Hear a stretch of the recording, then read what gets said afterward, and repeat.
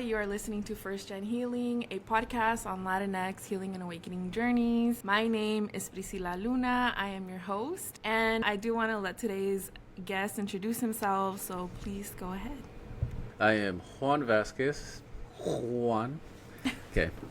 I am the Échale Ganas, what would we call it, CEO. Ooh, okay. Ooh. Okay, so I'm the Échale Ganas CEO. I created my page to talk about the Latin community, as well as like immigration, mental health, just like first generation trauma, just like anything that has to do with the Latin community. I am from Mexico. I've been here for the last 20 years, so I've spent most of my life here in the U.S. There's a big part of me it's still over there with the mix of me now here. Yeah. Ooh. So, Juan, in this episode, I think we're going to do something a little bit differently. We're going to start off right away by asking you if you feel like you're on a healing and or awakening journey. Which one of those two resonates with you most? Most in the moment Yes. would be awakening. Ooh, okay. I think that I've made the realization that I had a lot of healing to do, and like I put in the work to get it done, and I feel like now I'm in the place where I'm like, wow, like I had a lot of issues within me mentally and emotionally, and I am finally like living my life in the sense of, okay, like now I don't care about the stuff that I used to care about so much, and I can actually just be me, myself, live, like do what I'm doing right now in this moment, which is express my feelings finally. So, like, living for yourself is something that I hear, I think when I talk to other first gens too.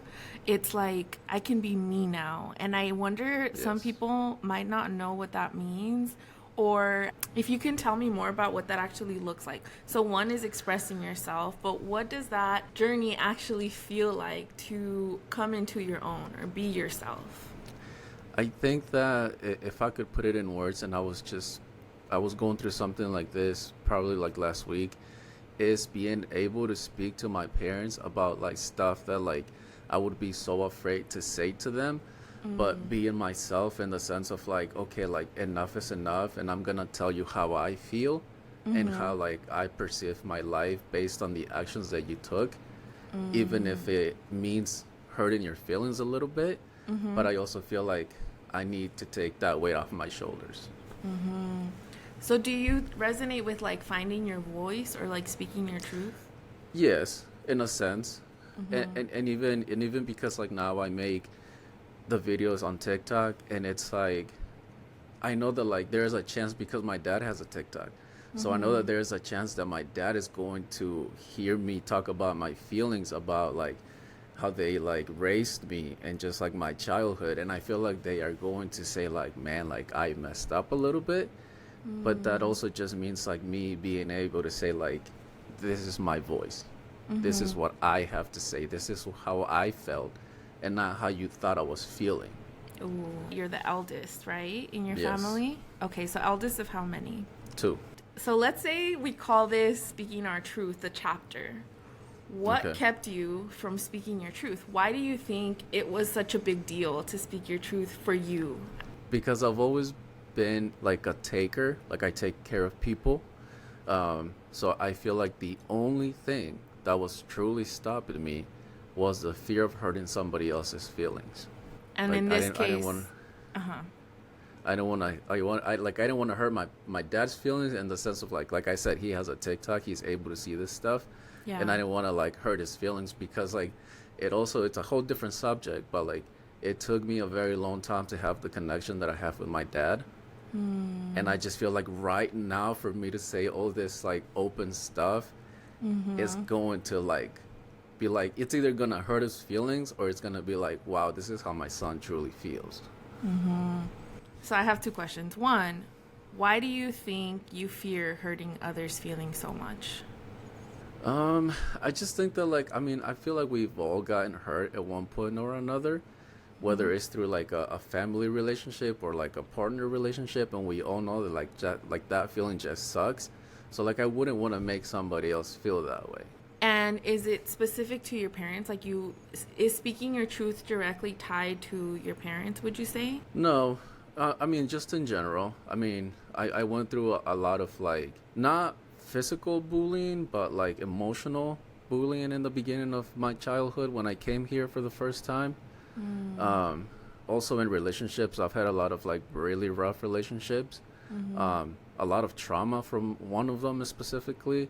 And then obviously there is like, my family trauma, which is Yeah. like always telling me to like not talk about my feelings kind of a thing.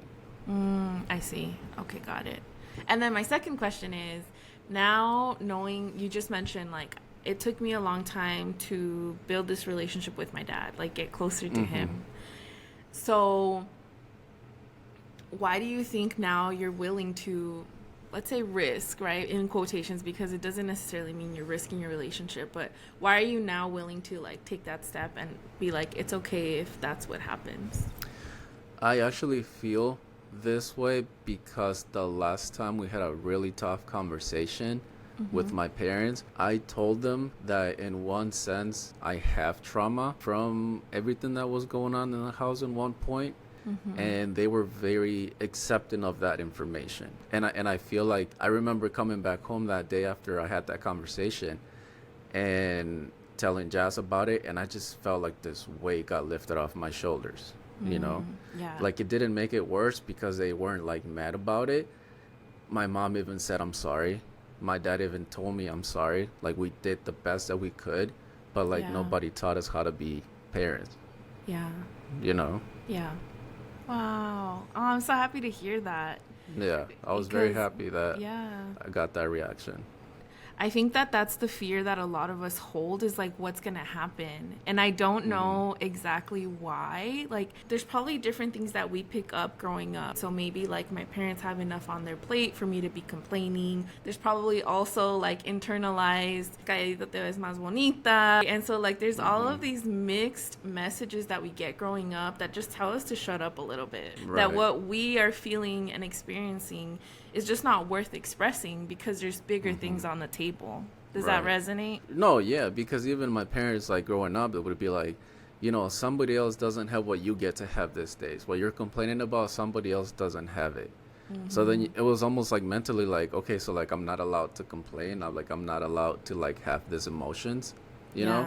What else is part of your awakenings? What else does that look like for you? I think just being able to be myself. And I think that I can compare it to this in the sense of like when I was younger, I would try to be like the cool kid. I would try to do what everybody else was doing because it was like the cool thing to do, you know?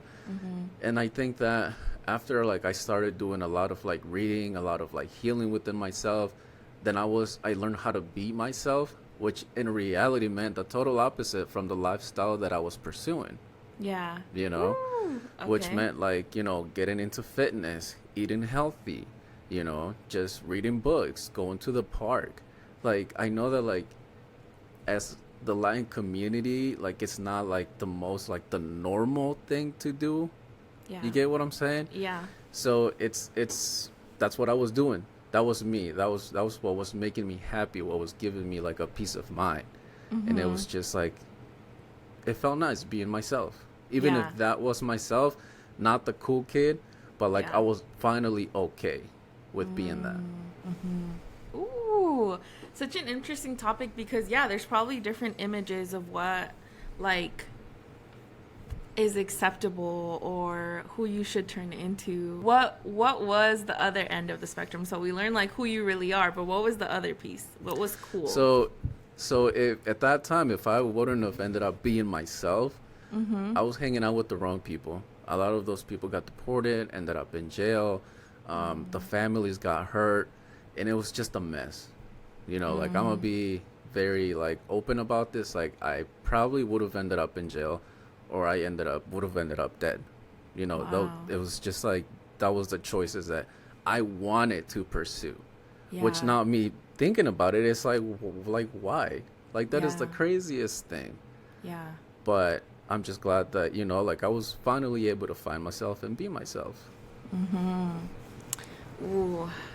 It's crazy because like now as a Latina, right, learning about healing and like the different roots of why people do what they do, it's a trip to me. At the root of what we do, there's some basic needs that need to be met. Not basic because they're really important, but they're foundations like safety, like acceptance, like love, right? Community. We grew up with our cousins like becoming cholos and my parents being like, don't become a cholo. It was this fear, but also this like very normal thing. Like, it was, like you said, the cool thing to do. And I think, wouldn't you say like at the root of that is like acceptance, community? When you want to be a part of a group and want to be cool, it's because you want to be accepted. Yes, and I'll say this. I think that it was a way for me to find friends because me coming here at 11, not knowing the language, the only people that spoke Spanish at the time was that group of friends. You know, the group of friends that I wanted to be a part of. Yeah. Because we spoke the same language. I could communicate with those people.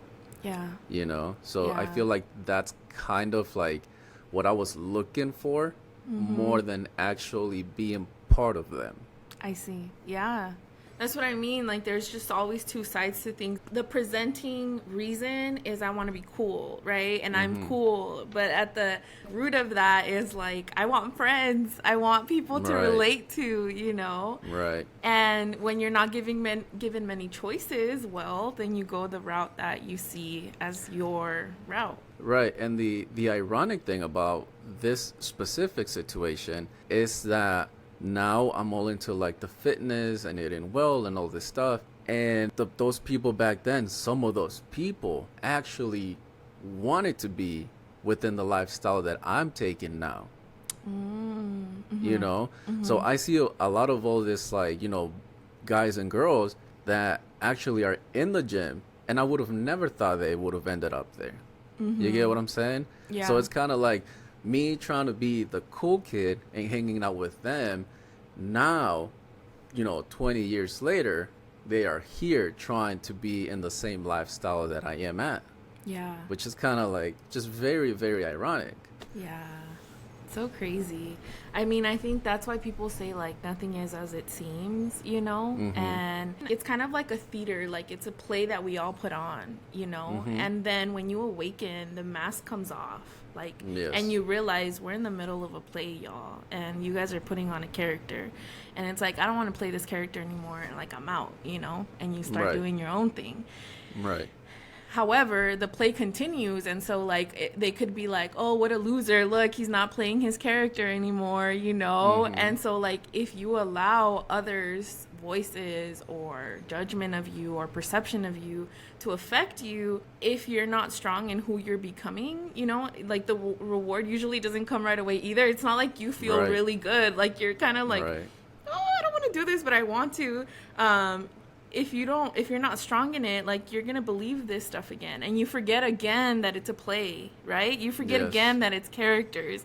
And so for you, for example, it took so many years, and now you're seeing those people step into who they really wanted to be in the first place, you know? Right. And in a And I'm way, just like, thankfully, look- you and did I'm- it first. Exactly. Like I am thankful enough that I was able to say like enough is enough. You know, Yeah. like I'm Yeah. gonna be myself, with regardless of what you think about me. I know I kind of went a little bit like metaphorical here with the play and all of these things, but does that make sense? Like, does it? No, yeah. Think that every one of us, up to one point of their lives, plays a character. Some of us wake up and be like, you know, I'm gonna be myself. But it sucks because a lot of us also stay with that mentality. I know so many family members that are still trying to play the I have money person or I have this better than you person. And it's like I can see it, but there are grown people, Yeah. you know, and it's Yeah. like they never got to wake up. Yeah. And I mean, who knows if they ever will. Yeah.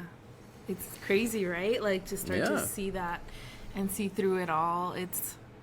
It's hard to explain, I think, but it's really cool that like you understand. And I think that it's hard also when it's like really close family members, you know, Mm-hmm. because sometimes it's like you're like it's just like you see it so clearly and you're trying to tell them like you don't have to do this, you don't have to be this Right. way, but they don't see it, you know. They're kind of like Yeah. really caught up in like everything. I think that my little brother is at that point of his life where he is trying to be the cool kid, where he is trying to be, the guy that like everyone thinks he's the one, like, and it just sucks. But I also have come to accept that I have to let it happen. I have to accept the fact that just the way life gave me a lesson to say, I don't want to be this person anymore. Yeah. Sadly enough for me to say, the same thing needs to happen to him for him to say, like, this is not me. Because I know that's not him. Yeah. I know the real him. I know the real kid in him, Yeah. But sadly, he's still in that state. I'm just going to let it happen until it happens, and I'm going to be here for him. That's all I can do. Yeah. It must be so hard. I mean, neither you or I are parents yet, but we're older siblings. So I see, like, Yeah, in so you we are. talking, I'm like, okay, in you talking, you're literally talking like a parent. But I'm like, imagine being a parent, and I don't think sometimes parents have, I don't even know, like, have the luxury to gamble that in a way. Does that make sense? Like, I think, like, Yeah. it must be so hard to watch your child enter some rocky lifestyles and know the balance between let me let life take its course and also how can I protect them? How hard must Yeah. that balance be? Yeah. I can't imagine. Yeah. My brother, maybe like a few weeks, a month ago, I cannot remember the conversation we were having, but I remember this sentences that he said to me because like it hurt a spot. He said, I never asked you to be a parent. So, and I think we were talking about money in a joke, right? And I was just like, oh, well, you owe me this, you owe me this. And then that's what his response was. He was like, I never told you to be a parent figure to me. And I was like, holy, Yeah. like, you're right, like you saw it too. Like it wasn't just me, like you saw it too. Yeah. But it's part of, just being the oldest. Like I think in my perspective, I think in a Latino family, if you're the oldest, you are going to become some type of parent to your siblings. Ooh. You know, right now that you said that, I think even like what's crazy is at some point parents can also say that too. Like, well, I never asked you to be a second parent to the kids, Yeah. But I think it's a accumulation of so many things. That's why I personally think the first gen experience is so unique because there's so much that plays into it. It's not just being an eldest. It's not just like, oh, you were the eldest and you wanted to boss your little sibling around. It's not just that because there's this internalized fear of the country that we live in a way, like this internalized, like, I need to protect even our parents. Since we're the ones that are translating, we feel like we need to protect our parents from the racism that we pick up on that sometimes they don't, Right. because we're just translating. We're not going to translate the racism. We just translate what they need to hear. I had to do that for my mom for a long time. Yeah. And so you start Yeah. to like take on this role of protector when you're a child, right? So Yeah. if you're the role of protector, and then also let's say, I know our situations probably were different, but for me, my parents both worked 2 jobs, and so sometimes they would stay alone and they wouldn't come home till 1, 2, 3 in the morning. And so it was like this protector, like, oh, my parents aren't home, so I have to take it on. But that's where I mean, like, the lines get so blurred even when no one is telling us like you need to be the second parent or you need to take care of your sibling. In a lot of ways that always is told to us silently, Right. like Right.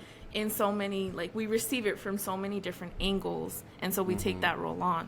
And I think that at least I am lucky enough to say that my parents would actually say thank you to me and not the response of like, nobody told you to be a dad, So I think that it also makes a big difference because yes, you could be in the family that will like rub it in your face, te lo echan en la cara, instead of saying thank you like my parents did. Yeah. So That is beautiful. I'm glad. Yeah, and some people will say, well, even if they say thank you, like I shouldn't have had that role, you know, which Right, también right. Pero, everyone I has. mean, like, ¿qué ibas a hacer? Like, at that time, like, my mom, she was pregnant. I was, through the whole pregnancy, I was the one taking her to the hospital. Like, what was I gonna do? Not, like, you know, go Yeah, take care of my mom and my future, like, little sister? yeah, Like, I mean, like, a veces no te queda de otra, you know? So you might as well, like, embrace it as your power, your strength. Like, yes, I'm able to handle this. You get what I'm yeah, trying to say? yeah, yeah. I don't necessarily consider that I was like my sister's mom because I do feel like there's a lot that they did and that I didn't have to do for her. But I think I never thought it was a choice. And I Mm-hmm. think that is where my healing kind of came in, you know, like the fact that I have a choice. I didn't think I Right. had one. And at some point, that becomes a little bit debilitating, like feeling like you're responsible for everyone else Mm-hmm. and that everyone should be able to like fall on you or like lean on you or depend on you because you're the dependable responsible one and feeling Mm-hmm. like you can't let that character down, right? Like this is Right. my Right. character and I can't put that character down because if I do, the whole household will fall apart or things will go wrong or, you know, like what will be of my parents. I think that's where like the culmination of it all comes into is like realizing you have a choice and realizing that you can let that character down. You can Right. fail at being that character and everyone else will have to adjust, you know? Yes. I am actually in a point in my life where I can step back a little. Like I have been like noticing that I am able to like not take on as much responsibility anymore. Mhm. Just because like I finally like like I recently helped my parents get a home. They have a home now. They well, my dad has a really good job now, like in a good position, financially. Yeah. um I gave my brother, like I said, I gave him as much wisdom as I could. And to my little sister, like I've just been a brother. Like I can actually say that because Mm. I'm not living with them, I Mhm. can actually be a brother to my sister, Mhm. you Yeah. know? Yeah. So I actually catch myself almost thinking of like for the week, like a little bit more of like, nah, who do I gotta take care of? What do I have to do for them? And Mhm. it's been nice. It's been nice that like I am in a good place. You could call it a balance, but it still gets mixed and like within the both areas. Yeah. But it's definitely not where I was 5 years ago, where I felt like I was the one that, like how you say, you kept the family together. Yeah. Yeah. Yeah. So, what do you think has helped you get to this place where you can start to offload some of that responsibility? They finally have a home. I cannot tell you how many years it bothered me that they still didn't have a home. Mm. You know, Mhm. when I had a pretty good job and like when I first started working, I just wanted it to like happen because I was making the money, I had the income, I had the time, and it was just like I wanted it. Right now is the perfect time, and it didn't happen. I cannot Mm. tell you how many years I killed myself for feeling guilty that like because of choices that I made, I wasn't able to make it happen yet. So Oh, I feel wow. like for me it was accomplishments that I had to like make happen for me Mhm. to say like, okay, I can relax a little. Mm. You're now like, okay, te di what I had to, or I gave you guys what you needed, or you have what Hmm. where I think you're good, and then the family maybe sometimes still like you're the go-to still. They don't switch your role. Has that happened to you? So it still happens in the sense of when it comes to the language, you know? Okay. Like, let's say, for example, last week my mom needed to make an appointment to get checked out. She wasn't Yeah. able to get through the line. Hey, can you call, make the appointment for me? In that kind of sense, yes. But I think, like I said, I go back to this accomplishment of like, I told my parents, hey, mom and dad, this is what you did wrong with me. Please don't do it with my siblings. And they changed. They learned from Mm. me. Mhm. So I don't have to worry about my parents necessarily being the same way they were to me. It might. They're not perfect. It'll come out here and there.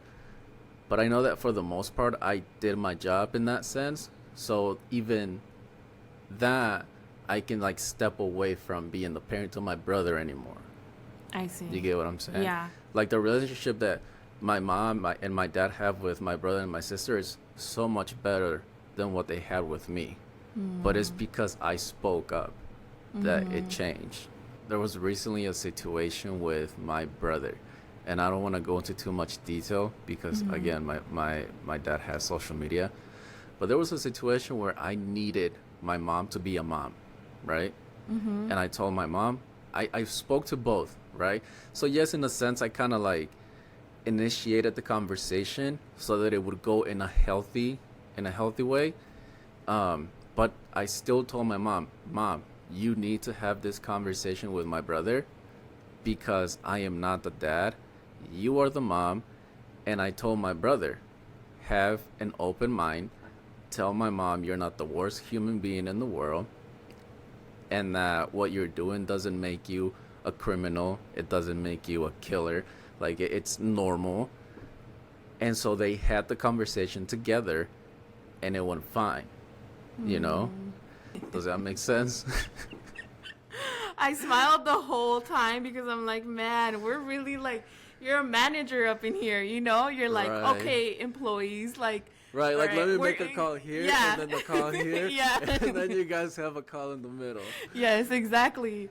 Right. It's funny. I mean, I'm laughing because I feel like recently I told both my mom and I told my mom separately. I was like, Mom, I'm really gonna try to not be in the like, I'm gonna let you be my sister's mom, you know. And if that comes with mess ups, I'm gonna try my best. Because what I used to do is like you, like, I'd kind of tell her, okay, you can tell me those things, but don't tell them to my sister that way. Say them differently, you know? Right.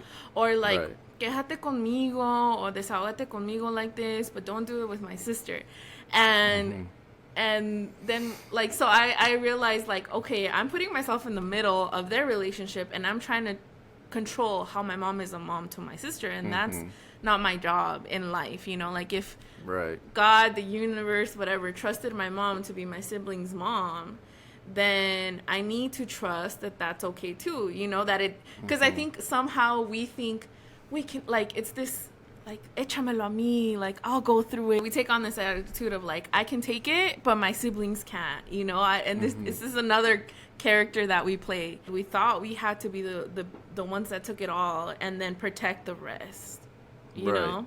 Yeah. Right, but I can also say that like it's, let's say that if back then I was taking 100% responsibility for the house, like I'm in a good space where I could say now I'm at a 30 because I have taught my parents how to be good parents to them, in the sense of like, don't be the same way that you were to me to them. And I've taught my brother and my sister like, hey, be patient with mom and dad because nobody taught them how to be parents. You know?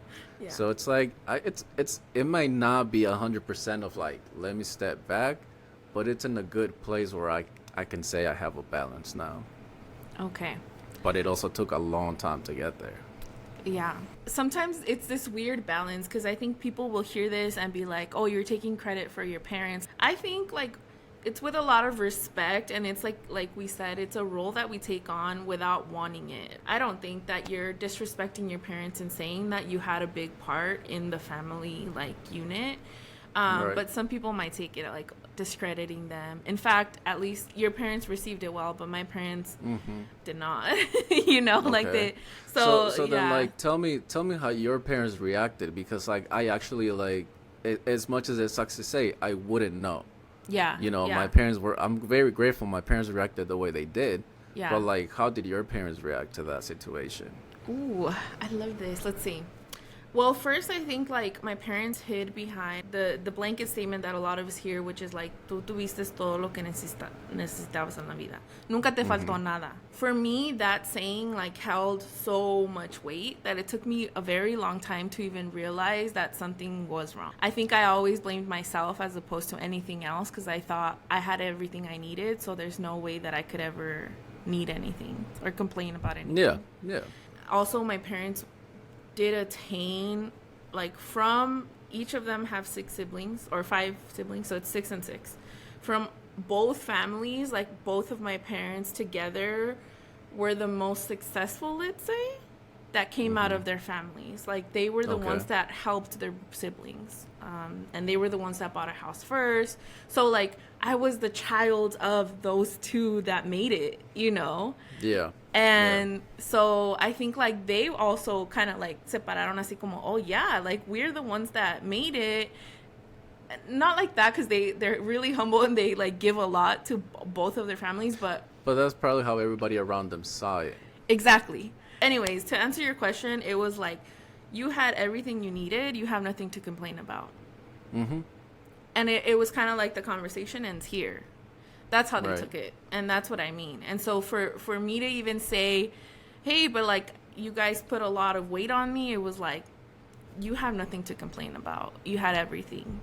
And it took me continuing to like dig and like stand in my truth for them to finally acknowledge and then have good, real conversations, you know, that were really needed, but it took a long time.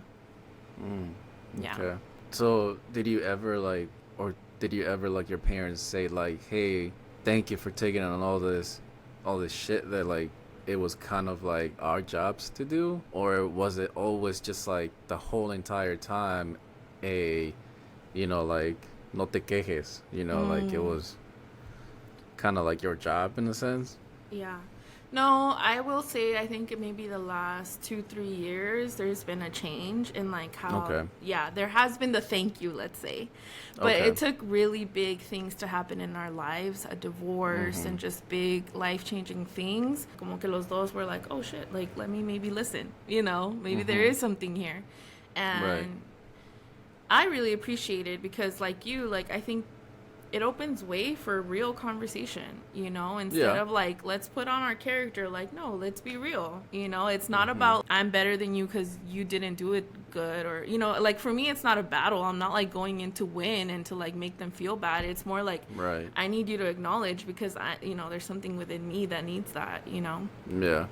I feel like you reminded me a lot of like the relationship I had with my dad. My dad wasn't in my life for a very long time, between the ages of when I was born up until like when I came here. He would go visit us every 2 years for like a month, you know. Whenever he didn't have a job here in the US because it was like seasonal, he would go and then have to come back right away.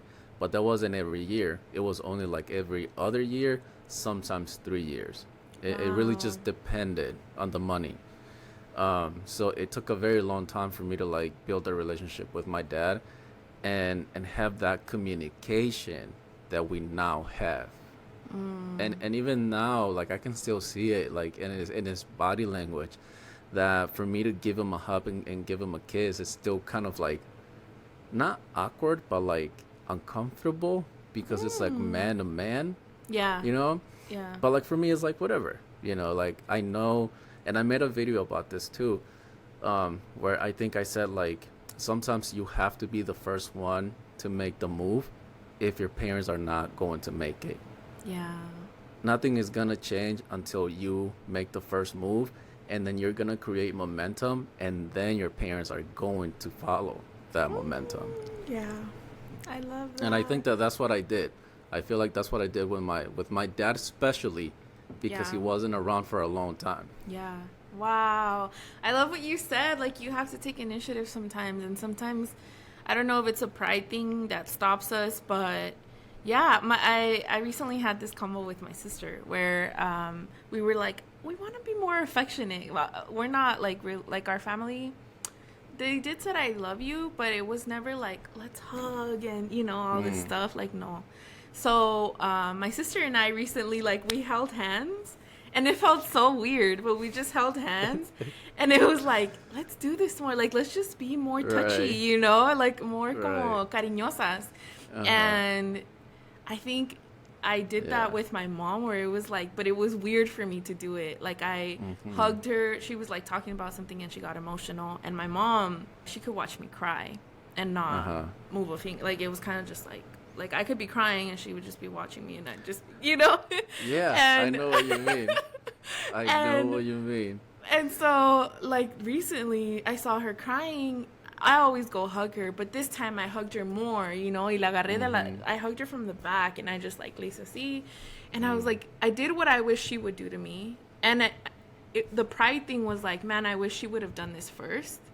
But, like, the other part of me was like, well, F it. Like, let me just do this because I want to, Si no me estoy yo aguantando también. Right, because that's what you were genuinely feeling at the moment. Yeah. Yeah. And sometimes that pride just stops you. And it's like, okay, like, that's not helping it. You're just making it worse. Because then you're, like, mentally relearning that, like, if you go and do it, you're just not going to get the reaction that you're expecting. Yeah. Yeah. You're building so your resentment bucket. So you're just making it the opposite of what it's supposed to come out of that hug. I think if we take it like one step deeper, in kind of being the manager, it feels lonely to me sometimes. First, I don't want to take credit for it all. I'm not saying like, oh, I did everything for my... No. Nobody was there for you the way that you were there for everyone, like everyone else. Yes, let's say that. Yeah. I didn't necessarily have adults to lean on in many aspects, let's say. Yeah. And so when I hear you say like, I taught my parents how to like be with my siblings, it's kind of like, okay, but what about you? Because that's what I feel sometimes about me. I'm gonna give you the answer that I don't think a lot of people are going to like. Like, this is my truth. Okay. I had to learn how to be there for myself. I didn't have a lot of friends at the time, because I had to let go of that group of friends. So whenever I needed somebody to be there for me, I had to be there for me. I had to go to the gym and let it all out. I had to go to the sauna and meditate. I had to go to the sauna and listen to audiobooks, meditation, reading. Like, I think that the times that I needed somebody to be there, it was me.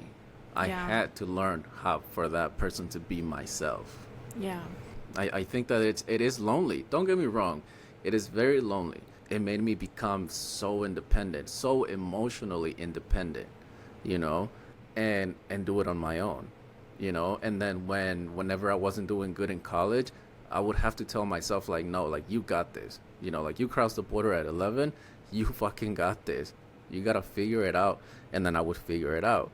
So it's like I just constantly had to, like, be my hype man the whole time for a very long time, So it's like at one point it just became of like, I don't wish I had somebody. It just became to the point of like, I know I got me. Ooh, so interesting, Juan, because like part of my journey, I think I went through the same. I left home when I was 17, and since then I just posted that I just came back at 30, so I never came back until now, and I became very independent too. I went through a similar process where it was like my guides were books, my guides were other podcasts, like I became self-sufficient in that way and got my inspo in that way. And one day I heard like, did you know hyper-independence is a trauma response, right? And I was like, it kind of felt like they were trying to take this away from me, like, no, don't, no, like, I do think, like, being an eldest, being a first gen, it does make you hyper-independent, but there's also, like you said, sometimes there's no other way. Like, there's no option to not be that for yourself. You can't just sit there and be like, well, if my parents don't lead me, then I'm not going to do it, Yeah, somebody who just had to take action through, like, by yourself. Yeah. But it's also, like, a beautiful thing because, like, now I know so many more things that I didn't know before that I know one day when I have kids, I'm going to be able to teach my children. So it's like, but I feel like every conversation also has the other side, because it's like I can be so independent.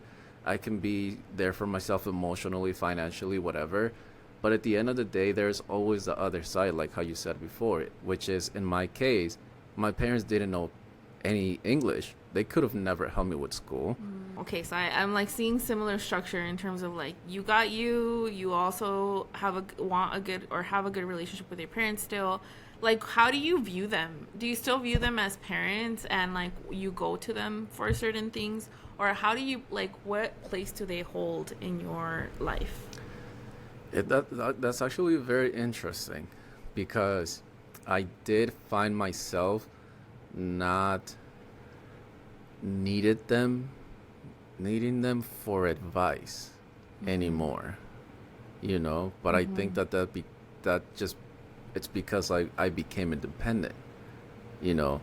So it's like it's not that I'm like sitting here and saying like I know so much more than my parents. Yes, I know a lot more than they did, but I also took what they knew to add more value to that. You get what I'm saying?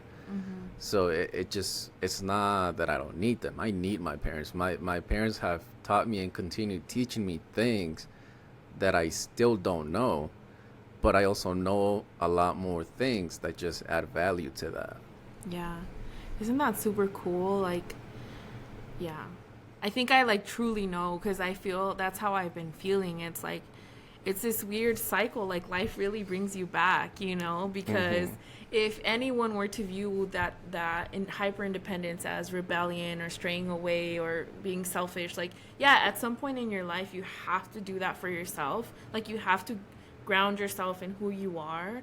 But at the same time, like, when you come back into the family unit, like, there's still so much to learn from them. I think life has taught me that there's still so much knowledge and wisdom within them, within my parents. It's never like, oh, ya subiste y bajaste. Like, no, there's always so much there from them and for me, you know. But it's cool when you can feel grounded in yourself and yet feel open-minded to hearing them out, hearing their stories.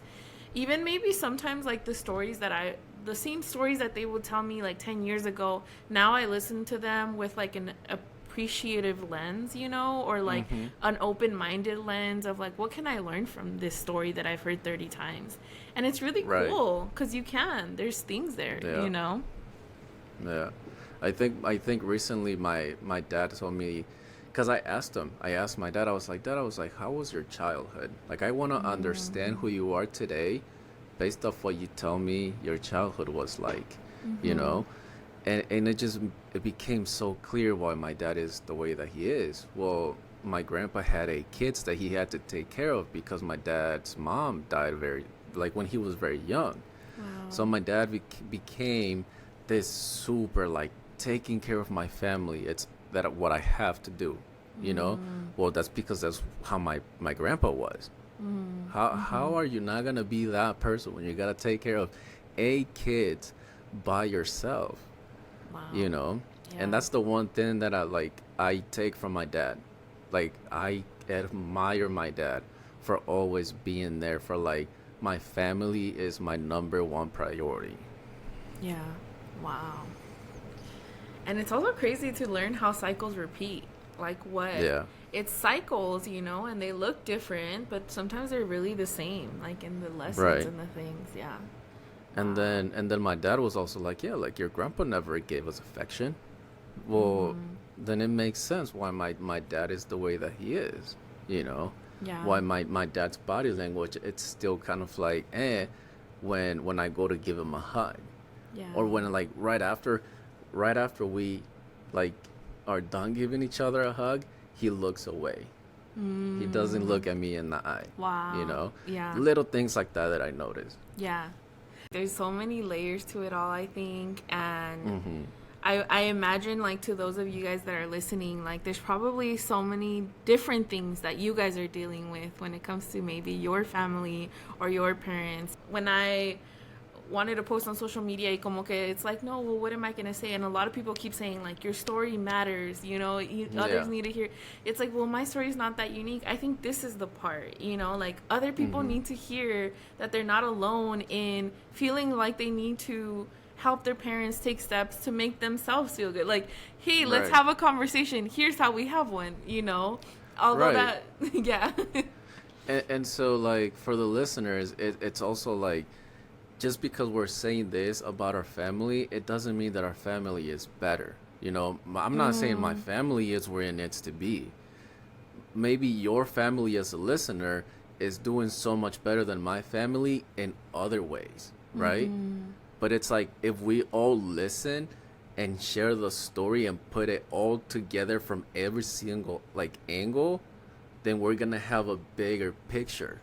Right? Yeah. Okay. Well, we were going to talk about your story about coming to the U.S. but perhaps that's for another episode. You recently posted some of it on your social media. Yeah, my journey of when Your I crossed journey. the border at 11 years old. At 11 years old. Yes. Yes. For anybody out there who wants to listen to my story, I almost died a couple of times. It took me a very long time to get here, but I also acknowledge that I was probably very lucky because I know that a lot of people have it a lot worse than I did. I thought about like putting it all together, like just in one video. Yeah. Right now, I'm challenging myself to put my face on a screen, right? So it's like I know that like I've come a long way, right? But like this is technically this is my first podcast that I do with you, and so like I've learned a lot, but it also made me feel very comfortable. It made it like very easy, and it's just like I can see that like this is also like how I wanted to start this project. I can see why, because it's very easy for me to like connect with other people, you know. Yeah. So it's just kind of like a reassurance kind of a situation that like, okay, like I know this is what I want to do now. Yeah. Ooh, that's right. Good. Yeah. I hope like this episode was helpful. I think as an eldest sibling, even just as someone who's the first one willing to talk about healing and awakening within your family unit, a lot of what we shared today is hopefully helpful because it's kind of what comes up. You know, it's managing like your love for your family, your respect for what they gave you, and at the same time validating yourself and what you're feeling and what you're thinking could have gone differently. Also like delegating as a manager, you know, sometimes like, hey, I can't hold all of these responsibilities anymore, let me delegate, let me train you, here's how you do it, cool, you take on this responsibility. So there's a lot that happens as you're healing and as you're managing your own healing and awakening journey. Because you hold this role in your family unit, you also have to take into consideration those around you, right? And so that's what makes it, I think, so unique and like special in a way. And I think that if I had to give a message to anybody listening out there, would be this: if you want change to happen, take the first step. Put your pride aside. Nothing is gonna happen if you don't take action. And I know that you would, in a perfect world, your parents would be the one to take that action. But that's not always the case. So you take it yourself, build the momentum like I did. It's a lot of work, it's draining, I know, but it'll be worth it at the end. Yeah. Okay. Woo! So I do have some resource questions for you. For those that are listening and maybe resonate with everything we've been saying, we can share some resources with them. What is your favorite healing or mindful tool? Meditation helped me a lot in the beginning. Like before the books, I would meditate a lot. In the beginning, it was a lot of guided meditation. Okay.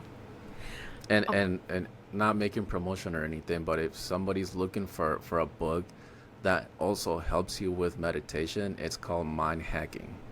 Mind Hacking it's a 20-day meditation. You take it one day at a time. So, you know, chapter 1 is one thing, focus on one thing, chapter 2 and so on. It's a different meditation every single time.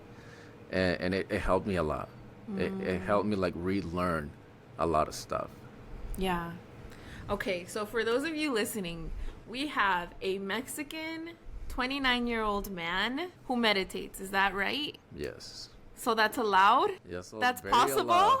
That is advice here in this podcast. Woo, okay. In a quiet room, whether it's a candle, whether it's some sage. But yeah, there's nothing wrong with meditation. Meditation, it's a very good tool to like help you find yourself and like help you like be calm in the storm, you know? So it's not just for white people? No, definitely not. It's not just for women? No.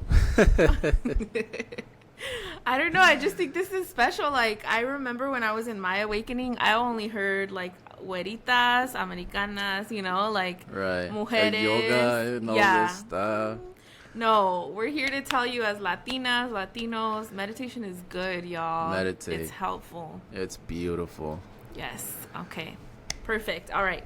What is a habit that you do for yourself every single day? So exercise for me is exercise. Recently I started running. So for those that don't know, I work night shift. So from 6 p.m. till 6 a.m. I made the decision to go run at the park every single day after work, and then if not, then I'll go to the gym. But I have to get exercise in my day so I can take like all my stress out of my body. Yeah. What is a song that you listen to when you need to feel inspired? To Build a Home by the Cinematic Orchestra. That's a really good song. Okay. It's a Excellent. calming song. It's a meditation song. You Oh, could use really? it as a meditation song. Yeah. Okay. Yep. Favorite quote or advice? I don't think I'm big on quotes anymore. I think it's more of like me telling myself like, like take action all the time nowadays. It's like always take action, because if you don't take action, nothing is gonna happen. Nothing is gonna change. You wanna be a big famous podcaster, like you gotta take action. You gotta show up for yourself. You know, you wanna make a lot of money. That takes a lot of action. You wanna become or overcome fears, then you're gonna have to do them, which involves action. I think whatever it is, action is always the key to everything, because we can talk all we want to talk, but if you don't do anything, you don't take action, nothing is going to happen, nothing is going to change. A few episodes ago, we had an episode about manifestation. And I think manifesting too, despite like the fact that yes, there is like, if you believe in the universal intervention, there's also action that needs to be taken. It's like the book The Secret, or the Netflix show The Secret. Yes, it is great to remind yourself of what you want, but it requires action for it to become a reality. Yeah, exactly. Yeah, so even in manifesting, if you're like, well, what if I just manifest it? No, it still requires action on your Still gotta show up. Yeah. Yeah. It still requires you. You're at the end of it all too, like you, for example, if you want to be, let's say, like a famous podcaster, at the end of the day, who's going to be doing the podcast? You, right? Like, it's not like you just get that and then that's it. Like, no. Right. So yeah, like you said, there's always action at the end of it.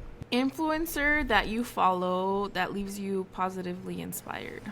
Myself.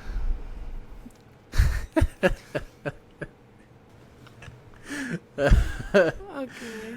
I'm gonna be very honest though. Seeing everything that I've accomplished, everything that I've been through, motivates me. I'm sorry, but like I don't mean it in a cocky way. Yeah. Like I look myself in the mirror and I remember that 11-year-old kid who almost freaking died, and then I take action. I remember that guy that wanted to get his parents a home, and then he did it, and he took action.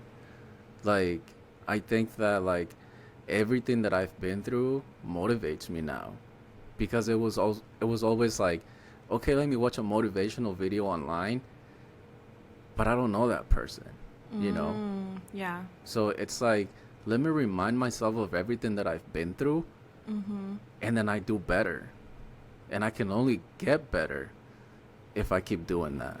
Yeah. Well, we have the most humble guest here today, Juan Vazquez. Yes, not cocky. Not cocky. No, I'm just kidding. No, that's really cool. I mean, I think one thing that we do a lot is downplay our own achievements. So Yes. good for you to like remind Yes. yourself. And Jazz said the same thing. My partner, for everyone that doesn't know, she tells me all the time, you don't give yourself enough credit for all of the things that you have done in your life. And she's completely right. So in the past few months, ever since I started this whole like podcast of my own, that's been my number one motivation. I wake up, I remember myself of what I've been through, and look where I'm at. Yeah. So I guess you're saying the person that leaves you positively inspired is soul.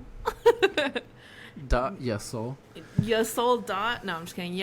Soul. Yeah. I mean, I laugh because, of course, it's a man that comes on and Right. says this, but you're right. You're right. We do downplay ourselves, and it's cool Right. to be our own inspo. So Hold on, think about this in the sense of like you. Where are you going to be 10 years from now? You're going to have a big following, you're going to be super successful. But at the end of the day, you did the work. Nobody else did it for you. The guy in the motivational video didn't do it for you. That is just a reminder of what you want. But that person didn't come here, posted videos every single day, did all this research, read all these books, send emails to everyone who you had a podcast with. You did it. You have to be your own motivation. There you have it, ladies and gentlemen. Juan Vazquez. I'm just kidding. Juan Vazquez quotes. Well, Juan, thank you so much for being on the podcast, for sharing your story, your truth. I'm so glad you found your voice. And I'm proud of you for this being your first podcast. You did it. You're out there. Juan, do you want to tell people where they can find you if they want to hear more of this motivational, inspirational stuff you do? On TikTok, I am as the Echale Ganas podcast. On there, I also have the link for my Instagram, my link tree. If you want to be on my podcast, I have the link in there so you can fill it out as well. And stay tuned. Awesome. And I usually ask if there's any message that you want to share with the listeners, but you actually did that earlier today. So, is there anything else that you'd like to say before we close out today's episode? Be grateful for what you have and not for what you want. All right, guys. Well, thank you for listening to today's episode. We hope that you liked it. Our guest for the day left through technical difficulties. I want to ask you, what was your biggest takeaway from today's episode? What is something that you're leaving today with? Let me know in the comment section, and share this with your amigas, amigos, amigues that you think would find this helpful.